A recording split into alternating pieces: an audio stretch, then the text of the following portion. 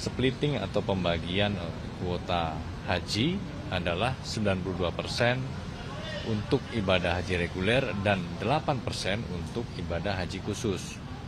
Atau kalau dari jumlah 20.000 kuota, maka ada sejumlah 18.400 untuk ibadah haji reguler. Artinya bisa memangkas panjangnya antrian para calon jemaah itu menjadi lebih singkat lagi.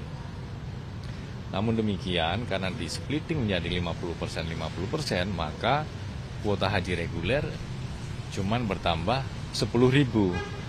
Nah, ini sebaliknya.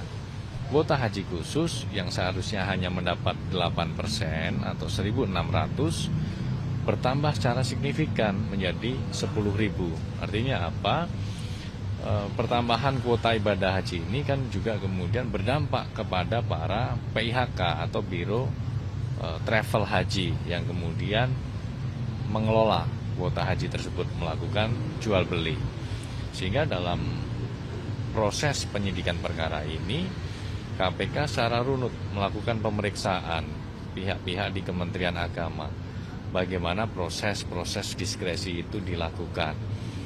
Apakah inisiatifnya murni top down dari Kementerian Agama atau ada bottom up-nya, ada inisiatif-inisiatif dari bawah seperti dari asosiasi ataupun dari para PIHK ini. Karena pihak-pihak tersebut yang kemudian terdampak dengan mendapatkan tambahan kuota haji yang sangat signifikan dari 1.600 menjadi 10.000. Ataukah pengambilan diskresi itu keduanya ada motif dari atas dan juga ada inisiatif dari bawah.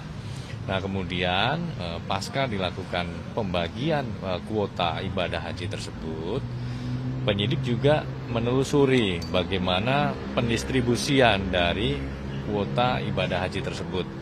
Bagaimana pembagiannya di asosiasi, kemudian bagaimana juga pembagian dan jual beli yang dilakukan oleh para PIHK. Sehingga dalam pemeriksaannya, penyidik secara maraton melakukan pemeriksaan satu persatu kepada para PIHK. Karena memang praktik jual belinya berbeda-beda. Harganya, kemudian fasilitas yang ditawarkan. Bahkan ada juga PIHK yang belum mempunyai izin untuk menyelenggarakan ibadah haji dari kuota khusus ini, kemudian kok bisa menyelenggarakan. Nah, ini seperti apa praktiknya? Ternyata ada jual beli dari PIHK ke PIHK lain, bukan PIHK kepada para calon jamaah. Termasuk dengan antreannya seperti apa. Karena jual beli ini dilakukan kepada para jamaah baru, maka jamaah yang sudah lama mengantri malah kemudian tersalit ini ya di kuota haji khusus ini. Jadi siapa yang bisa membayar lebih cepat, lebih mahal, kemudian bisa berangkat lebih dulu. Termasuk yang di reguler juga. Ini kan artinya tersalit, nggak sesuai dengan antrian yang semestinya. Kemudian pendalaman terkait dengan fasilitas-fasilitas yang digunakan. Maka penyidik juga berangkat ke Arab Saudi untuk mengecek secara langsung di lapangan seperti apa fasilitas-fasilitas yang digunakan untuk penyelenggaraan ibadah haji, termasuk ketersediaannya seperti apa, ya, dan juga mekanisme dalam mendapatkan layanan ibadah haji ini, ya, karena dalam sistem pelayanan atau sistem registrasinya itu para PIHK ini di pool ya di beberapa titik asosiasi, sehingga nanti yang memasukkan ke dalam aplikasi itu adalah pihak-pihak di asosiasi. Nah, itu kan juga didalami.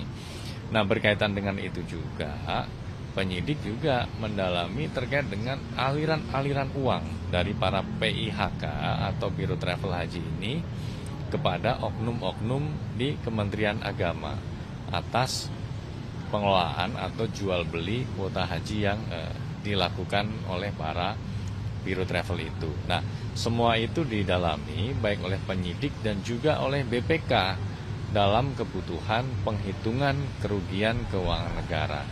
Termasuk apa yang ditemukan penyidik di Arab Saudi itu juga kemudian tentunya menjadi pengayaan dalam proses penyidikan perkara ini. Sehingga ini menjadi utuh konstruksinya.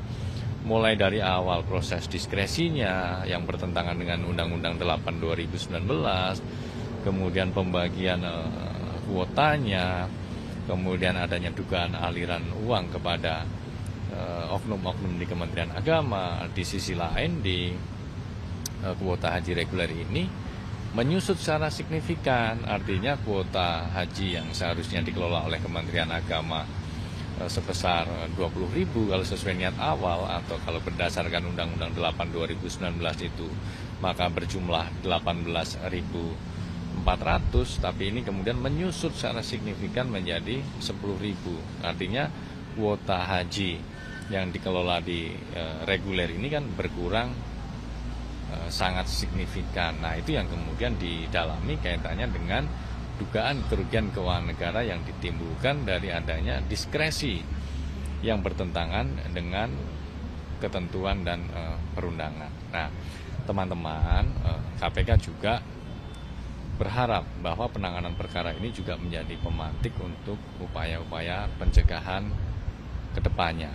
Tentu KPK berharap ada upaya perbaikan yang serius terkait dengan penyelenggaraan ibadah haji ini, karena ini bagian dari pelayanan publik, terlebih ini terkait dengan pelaksanaan rukun-rukun beragama. Tentu kita semua ingin bahwa haji sebagai ibadah suci tetap terjaga kesuciannya. Jangan sampai korupsi menunggangi dan masuk ke dalam ruang-ruang suci dalam pelaksanaan rukun-rukun beragama. Selain itu, kami perlu sampaikan juga teman-teman, di ranah pendidikan anti korupsi pada 9 Desember kemarin, saat puncak peringatan Hari Anti Korupsi Sedunia, KPK bekerjasama dengan Kementerian Agama juga meluncurkan ada 6 buku anti korupsi yang membahas dari masing-masing agama, ya, Islam, Kristen, Katolik, Hindu, Buddha, Konghucu, ya. Jadi buku itu membahas membahas korupsi dari masing-masing perspektif agama. Karena tentu korupsi tidak hanya musuh agama, tapi juga korupsi adalah musuh kemanusiaan. Oleh karena itu, melalui 3 pendekatan, penindakan, pencegahan, dan pendidikan, tentunya kita semuanya berharap ada langkah-langkah serius, ada upaya-upaya yang lebih nyata lagi untuk melakukan perbaikan, khususnya dalam konteks tata kelola penyelenggaraan ibadah haji di Indonesia. Mas, ini kan tadi disebut pemeriksaan dilakukan secara maraton. Di kasus ini kan ada 3 yang dicegah ke luar negeri, ya, Menak, sama satu lagi ada pemilik maktur juga, ada satu lagi staf sus. Apakah 2 orang ini juga akan diperiksa? Ya. Terkait dengan cegah ke luar negeri atau cekal kepada 3 pihak dalam perkara ini, yang pertama karena memang para pihak ini dibutuhkan keberadaannya untuk tetap di Indonesia, sehingga para pihak ketika dilakukan pemanggilan sewaktu-waktu oleh penyidik bisa memenuhi panggilan tersebut untuk memberikan keterangan-keterangan yang dibutuhkan oleh para penyidik. Ya, tentu mengapa dibutuhkan keterangannya, artinya apa? Keterangan dari yang bersangkutan ini signifikan dalam proses penyidikan perkara ini, ya.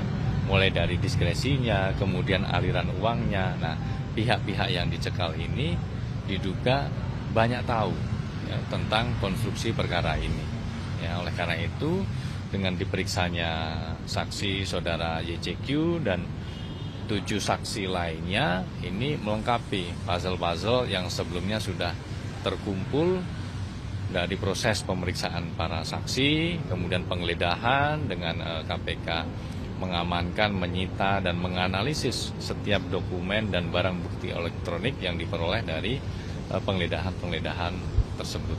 Artinya akan dipanggil Mas dalam pekan ini yang 2 orang yang ikut digeledah, yang ikut dicegah ke luar negeri bersama Yakut. Termasuk itu. Jadi dari pemeriksaan malam ini akan dilakukan analisis baik oleh KPK maupun oleh BPK, khususnya dalam kebutuhan penghitungan kerugian keuangan negara. Nanti jika masih ada kebutuhan untuk mendalami informasi maupun keterangan dari pihak-pihak lain, termasuk pihak-pihak yang sudah dilakukan cegah ke luar negeri tersebut, tentu nanti akan dilakukan pemanggilan, ya, untuk melengkapi informasi dan keterangan yang sudah diperoleh pada pemeriksaan hari ini. Pak, kemarin kan masuk ke kerugian negara 1 triliun dari hasil pemeriksaan hari ini, ada update-nya nggak? Ya. Ini kan pemeriksaan hari ini bagian dari proses hitung dari kerugian keuangan negaranya. Nanti kita akan kompulir dari pemeriksaan-pemeriksaan sebelumnya. Ya, nanti kami pasti akan sampaikan angkanya berapa. Nanti sambil kita tunggu simpulan hasil laporan dari kawan-kawan BPK. Tapi apa benar Mas, di laporan IHSP BPK semester 1 2025 ini menyebut penyelenggaraan ibadah haji di tahun 2024 itu kerugiannya hanya mencapai 596 miliar gitu. Artinya ini kan menjomplang banget nih dari temuan audit internal KPK yang menyebut ada total kerugian keuangan negara ini lebih dari 1 triliun atau hanya mencapai 1 triliun. Ya, yang laporan ikhtisar hasil dari kawan-kawan BPK yang sudah dirilis untuk laporan 2024 ya, yang kemarin baru saja dirilis, tentu itu juga menjadi pengayaan dalam proses penyidikan perkara ini. Ya, apakah itu nanti yang akan digunakan atau ini dihitung secara khusus, karena memang dalam penyidikan perkara ini tim auditor BPK juga melakukan penghitungan secara khusus termasuk pada malam hari ini. Artinya apa? Penghitungan kerugian keuangan negara dalam perkara kuota haji masih berjalan.